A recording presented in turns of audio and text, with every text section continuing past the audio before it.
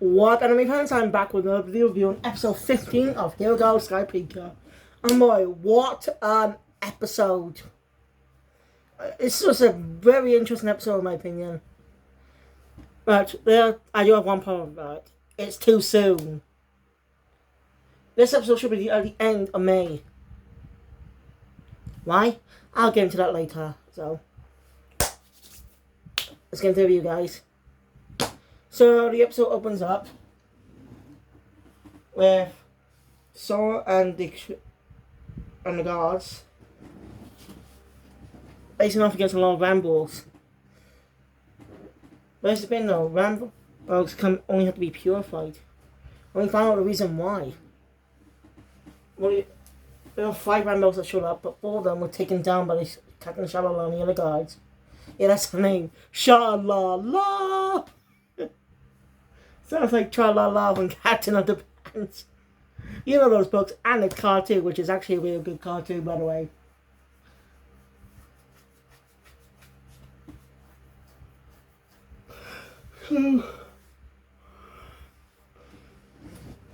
This episode was entertaining for the start until to the second half of the episode.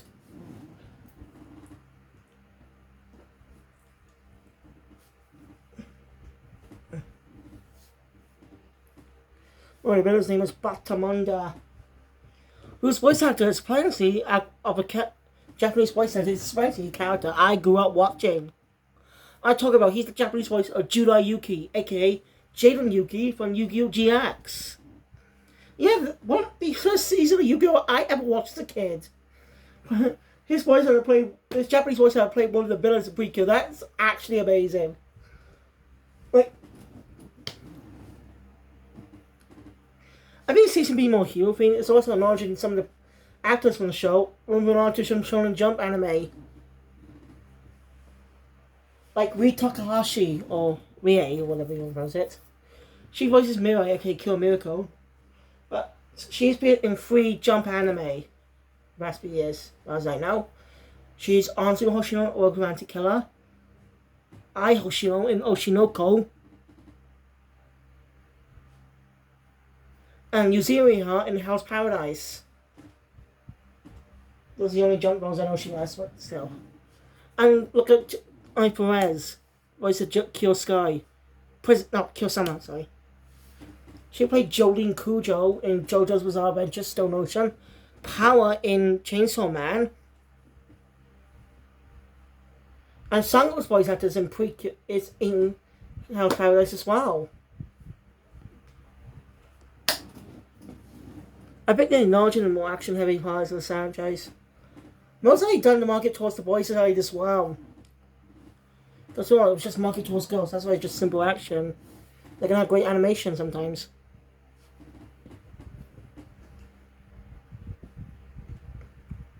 Anyway, we get an update to the opening. I probably didn't notice it. I can't remember if it was in last week's opening or not. But Captain Shalala's face is now properly visible in the opening, since her face was always blurred out until her introduction last week. A sign of things to come.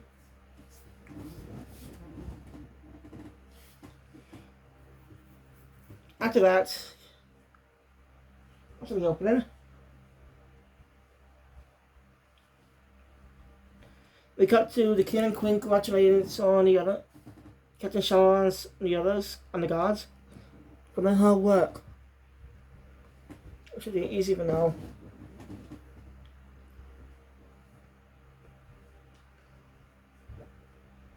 Later,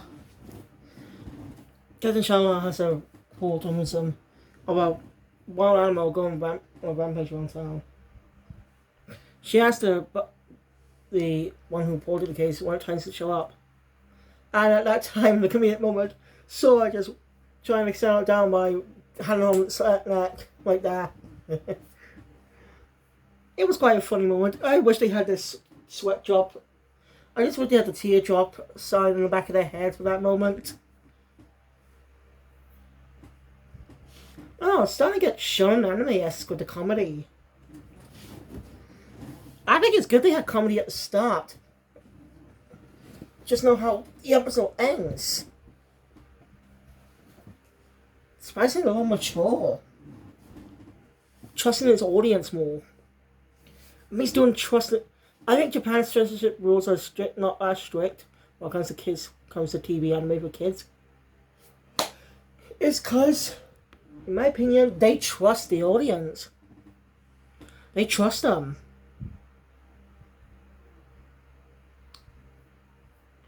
They know to have it because they trust the audience. Having a great story.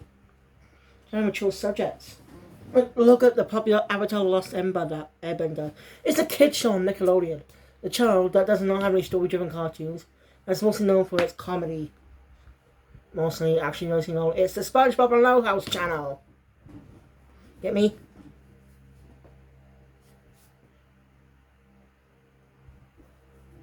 And Avatar was well received because of how great its writing was, characters were, animation, everything.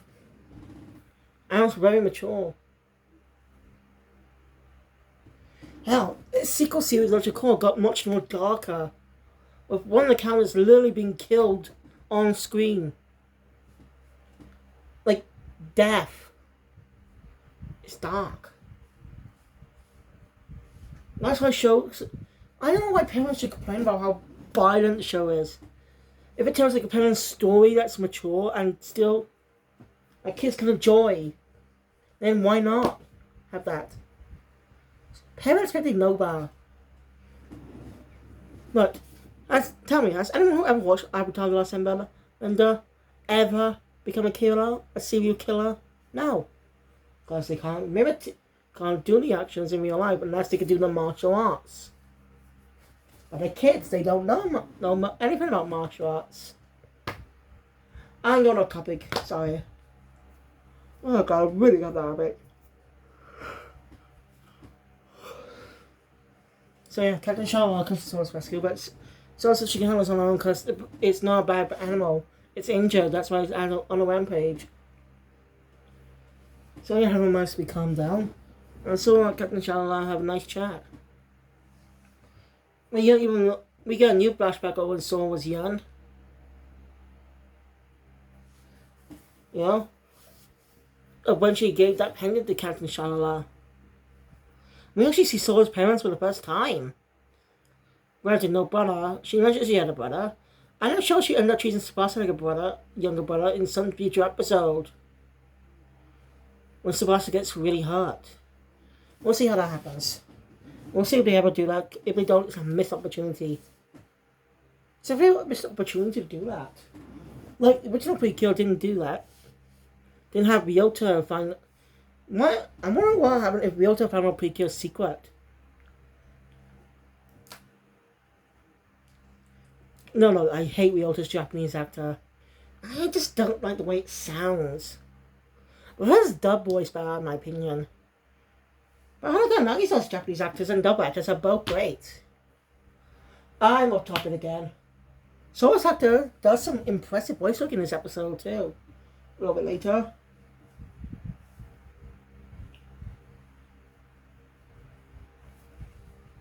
So yeah. That's why he was. Bebo. Tsubasa is playing with Al. And who comes coming through the door? But Tsubasa's parents.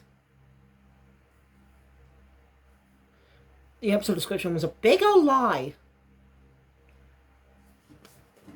Now to think about it. Preview and descriptions were misleading.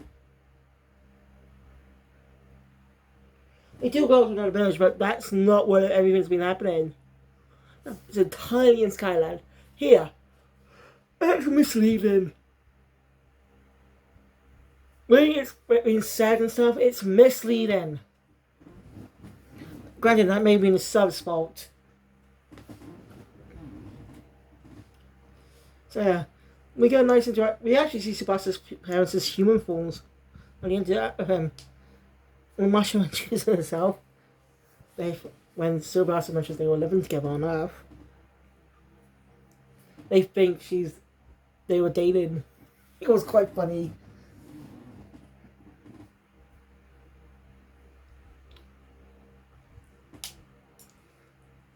Until we get a scene of Marshall telling Sebastian she's going home tomorrow. Being like they can handle things. She's got school and she feels they can handle things without her. Show you some moment. But then Batamanga attacks the kingdom with a new Ramborg. As he reveals some information. Those 4 Ramborgs that were defeated by Captain Shalala and the other guards, since they were never purified, that means that energy still remains. And that's why they have to be purified. I like how they give an explanation here. We see it firsthand instead of being explained. It's also being explained, but it's also being shown that they could create a bomb. Yes, a bomb. No way they would do something like that before. I don't think Precure has ever used the word bomb in any of their stories. Like, my god. Of course no one would die, but the undergo energy will probably kill them anyway, I don't know. So Precure wins, right, so... And the Ramborg spots him. One situation. Sora and Charlotte are both in a situation. Marshall comes in with an injured Tsubasa. He got hit on reconnaissance. So, yeah. Kind of Charlotte shares a statement, but could it possibly be taken down with the attack? With pretty good up just shining? Shit, they don't know. So on Marshall decide to try and do a transformation. Just not the ready, go, here we go, sky, Precure stuff. So that is just not there. Like it was a fan transformation. They just took one of the fan ideas on YouTube. Okay, but still, they didn't have that part.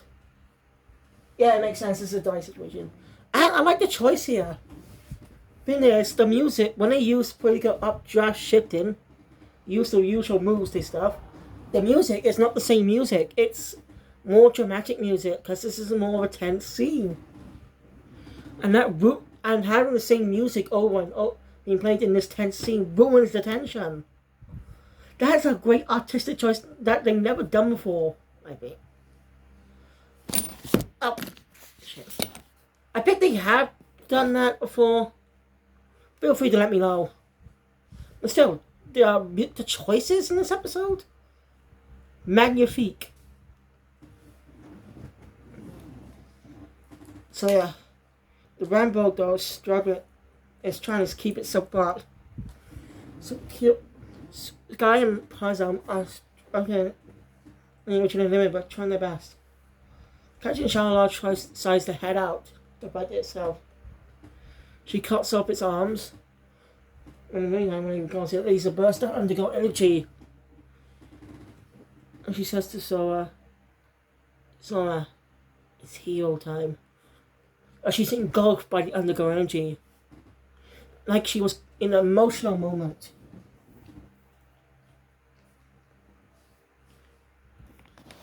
Sky and Preston went past their limits and defeated the Ramborg.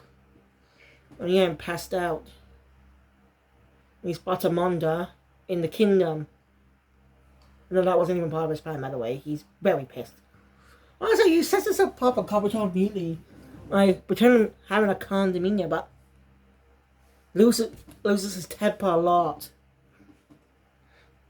That's pretty interesting. Anger, he slaps Tsubasa across the room. And the princess's parents are put to sleep. So he's like, things over, but Al pleaded Ted called out Sora's name. Yeah, the character always says, ew! All the time. Says Sora. Sky wakes up and comes to defend her. And there's no music in this entire scene. No slow beat music, nothing. Just silence in the background while just leaving the sound effects and voice acting to do it. Batamonda gets scared and disappears.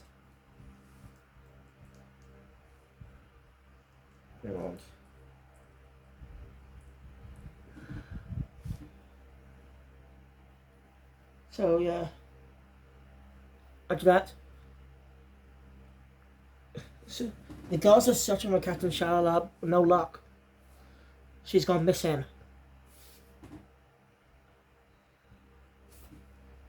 She doesn't seem like a villain by the way she acts, but again, it could be mislead the audience. So I expect to get so. Well, it's super awesome. I'm not sure what to do. So I suggest you go back home to Sword of Shield City. Suggest that Yo-Yo may have some. Suggest that Yo-Yo may be able to help them out. Plus, they can't leave our own Skyline, and it's a bad idea for them to split up. It's best to protect her and Sword of Shield City. Keep away from Batamonda. And since they work best together. So the episode ends with the three heading back home. And the cure, so leading to the ending with the cure of the week is, of course, Cure Lovely! Yeah, I told you my thoughts on Happiness Charge before.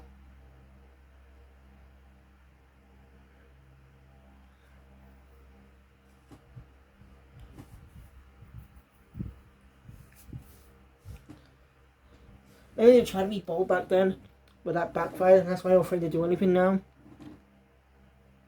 What else? See, our next episode, where we try the Cures and Aki will be trying to cheer up Al. You know? That'll be next week's episode. That's a good episode. But I have a complaint. It's too soon. As I said earlier, this is literally, they literally King Skyline just last week. They could have waited to the end of May. You know, they could have waited 2 more weeks. You know, or to the start of July, June. And we have more time, a little more time in Skyland. Spend more time with the characters. Okay, this would be more. It was a hit more harder if it came a little bit later. So that disappoints me. This episode comes too soon. On that though, I have no gripes with the episode. It was great. The music choices, character development, everything. Especially saw his voice actress in one scene. When confronting Batamonda in the castle. How her angry voice sounds much more angrier than usual. It's a truly great moment.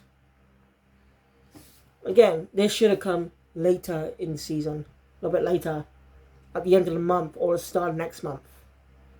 You know, June 4th. Well, it's possible to cure Butterfly with Johnny in the start of June. So we'll wait and see. So thank you guys for watching. Enjoy my content. Please leave a thumbs up. I want to see more. Subscribe to the channel. Notification about the update. All videos because of future. See you guys later for Demon Slayer. Cure Phoenix out.